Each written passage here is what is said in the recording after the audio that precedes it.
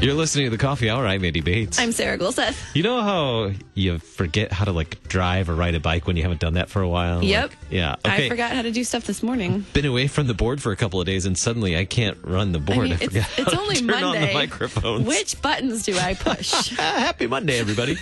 That means it is Mental Health Monday. We'll check in with Deaconess Heidi Goehmann here in just a moment. We need it. I definitely need it today. Actually. I took some time off for fall break with the family. Oh, that's right. You were out at the end of, I can't remember what week it is. Out last week for a couple of days. I don't know what day it is. Took a couple of days off. Our son had fall break at school. The teachers were all at LEA convention that here happened this weekend. Conference here in St. Louis. So all the teachers were working while the students were out playing. So we enjoyed beautiful fall weather, at least part of the time. And then it rained for 8 hours straight. So it was a wonderful trip. Lots of good stuff, though. Speaking of trips, in the second half today, this is exciting. I know, I saw this. Our good friend, Pastor Noor, recently took a trip back to the Holy Land. So we're going to get some insights from him on his trip there. I always love hearing from him and his trips back to the Holy Land. He was sharing some great stories and pictures on Facebook. So I want to, have some story time with Pastor Noor. Yes, I love story time with anyone, really. Thanks to Concordia University, Wisconsin for supporting the Coffee Hour. Find out more about Concordia University, Wisconsin at cuw.edu. It's time to check in with Deaconess Heidi Goehmann for Mental Health Mondays. Today we're talking about emotions. Yes. And everybody just turned off. I know, everybody's favorite topic. You're welcome. Wait. Lutherans have emotions? See? There you go. Right? That's what we're going to talk about today, right? Run with it, Heidi. All right. What would life be like without emotions? Well, just visit. No, I'm just kidding. Right. What's funny, when I built this series, and we'll dive in the coming weeks to different kinds of emotions and what what helpfulness they bring to our life, what God does through them, but then also, what we need to kind of watch out for and stuff with them. But at the same time, I decided I really needed to have an episode that really helped people understand just the value of emotion, because we do want to either push it off or push it way down usually. Especially in Lutheranism. But, the more I work as a therapist outside the realm of Lutheranism, this is just human nature, really. We're really uncomfortable with them because it reminds us that we are not always in control. Mm-hmm. Yeah, that's very true. What role do emotions play in our life other than making us feel uncomfortable talking about them? Right. I think if I could have a chorus for this topic of emotions, it would be our emotions' job is to inform us, not to lead us. So emotions inform, they don't lead. And we get into trouble when we let them lead. They cannot tell us where to go or what to do, because we all know what that looks like when we are, whether we're happy, sad, mad, frustrated, joyful. I mean, you could have all these things that we classify as generally positive or negative emotions, although you'll find out in a future Mental Health Monday that I don't really believe in positive versus negative emotions. But we like to classify them that way. Whichever you're experiencing, if you let them lead, if we decide that I need to be happy all the time and that's my favorite emotion, and so I let that lead my life, how does that go for me? That usually goes down a rabbit trail that's not good. And the same thing is true for anger. We can see that really clearly, but any emotion leading us is not a good thing. And just if we only led our lives by blind reason, if we never had the exception to the rule, then we would never listen to Jesus's gospel. We have to be led by his word and his word alone. And then, let him use these tools that he gives us, including emotions, to inform our lives, and, have better relationships because we're listening, to what's going on inside of our bodies and our minds and our hearts. So, true or false? It's time to play true or false with Deaconess Heidi Goehmann. Ooh, I like it. Licensed clinical social worker. That just ups the game, doesn't it? What could go wrong? What could go wrong? Emotions and knowledge are a dichotomy. Oh, whoa. That is big.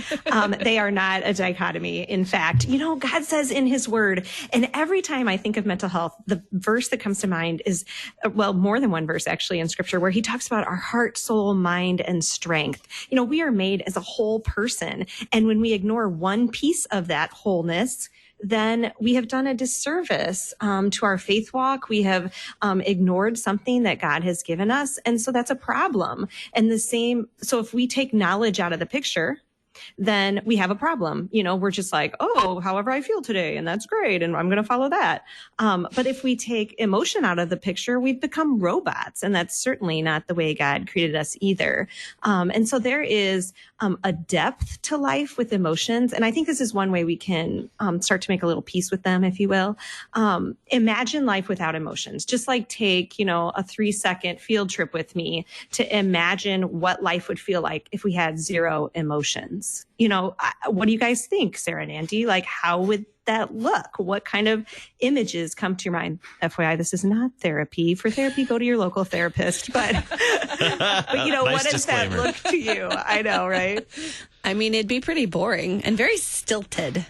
Sorry, Those is a are big word good on words. Monday. Not naming any names, but there's a cubicle down the hallway, and that's what it would look like, is that cubicle.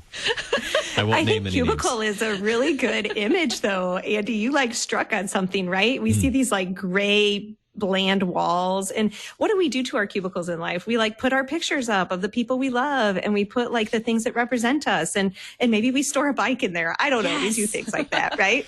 But they say something about who we are. And so if we didn't have that, if we didn't have, the differences in how we attack situations and how we feel about situations, then we would all look the same. And God doesn't create boring. That's just not in his nature. He's creative as a creator. And so remembering that emotions are created just like the rest of us, things are created at the beginning of time, the beginning of our timeline in Genesis. God creates all things, Colossians tells us, but then they're frustrated with sin, just like we all are, just like the rest of the world. Our emotions, we're going to experience them within the broken reality. But guess what? They're redeemed. They're redeemed with Christ. And so when we experience our emotions, we can experience them in the lens of Christ restoring and redeeming in our lives. And then at the last days, when Christ comes back for us, everything will be restored in perfection. And so knowing that my emotions someday, that's one reason we won't have tears in heaven, is because everything's restored to the way it was supposed to be. And so in the meantime, will God use it? Is he going to make it beautiful in his time? Yeah, absolutely. And so I can disconnect from my emotions because I'm uncomfortable with them, or I can learn from them. I can grow in it just like I can in my knowledge and in my relationships. Absolutely. How are they helpful? They aren't always helpful, or maybe they are always helpful. It just depends on how you look at it, maybe. Yeah, I think if you contextualize them as informants, so if I just pay attention to them, because most of the time we're trying to ignore them because we think they're evil, right? We are really uncomfortable with them. And so if we just let them inform us, oh, what's going on? Where are my thoughts? What am I feeling? Then we have a greater insight into our unconscious world. And most of the time we kind of just operate on the conscious level. We're just kind of reactionary. We're just having a conversation and saying what comes out of our mouth.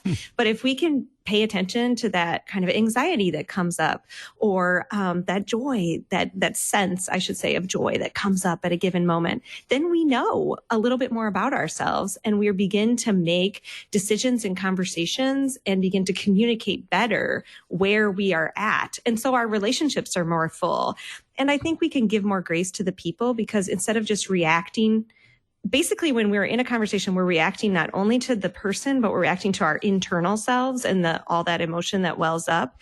But if we're aware of that internal emotion, then I can give that person more grace, because I'm not responding to them based on all of that junk that's going on inside me that I'm ignoring, So I think that's really helpful. We have a greater understanding of ourselves if we just listen to the emotions. That doesn't mean we have to do stuff with them. It just means we know ourselves a little bit better. And then we can get help earlier on too, if we do feel anxious or sad or mad or all of those really, really uncomfortable emotions.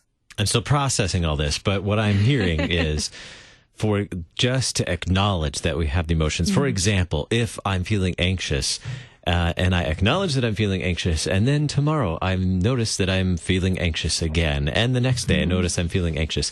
Okay, there's a pattern here. Now I can pick up and do something with that pattern. What do? Well, maybe I need to need to ask for some help with that because this is persisting. This is something that's going on, or vice versa. If it's I'm feeling way too happy today. No, that doesn't happen. Yeah, like, what's up with that? No. But, just asking yourself, in what situation was I in yesterday that I felt anxious, that I feel anxious in today? And is there some commonalities there? You can begin to actually do something about it then, instead of just like people throwing Bible verses at us that say, like, do not be anxious. Like, God gives us, insight that are connected to that word that he gives us. And so I think you're spot on, Andy. Just like noticing is where it's at. Instead of saying, like judging ourselves with it too, like, oh, I shouldn't be mad right now. Well, what is making you mad? And kind of discovering it a little bit and then processing, like you said, and noticing if it happens in the same situation over and over and over again. Oh, bingo. Now I have some answers. Yeah. Very insightful. I'm going to use that today. Thanks. Hey, Deaconess Heidi Goehmann. Yes. Can I shamelessly plug so we're doing our first social media worker wellness day on LCMS social media. Oh, that's right. This Friday, October 18th. So I just want to plug it. So everybody pay attention to LCMS social media so you can see some different definitions of the kinds of wellness and begin to understand, I think, a little bit more about what we're doing to try to be a little bit more well by understanding what is wellness. And we're going to work on that this Friday, October 18th, all day. Which also happens to be the Feast of St. Luke. Yeah. That is a feast of St. Luke, and St. Luke is the good doctor. And I think you and I and Sarah are going to be talking about that on Friday at what time, Andy? We're going to be on at 9:15. So we get to talk the first half. We get to talk with Professor Pavla about the great physician St. Luke. That's awesome. So we're going to talk with him in the first half, Dr. Daniel Pavla from Concordia University, Wisconsin. And then the second half, we get to catch up with you on some, worker wellness topics. Thank you so much, Deaconess Heidi Goehmann. Thanks for having me. See you next time. Coming up in just a little bit, we'll catch up with Dr. Noor on his recent travels to his homeland. Yeah. So you're listening to the Coffee Hour. I'm Eddie Bates. I'm Sarah Golseth.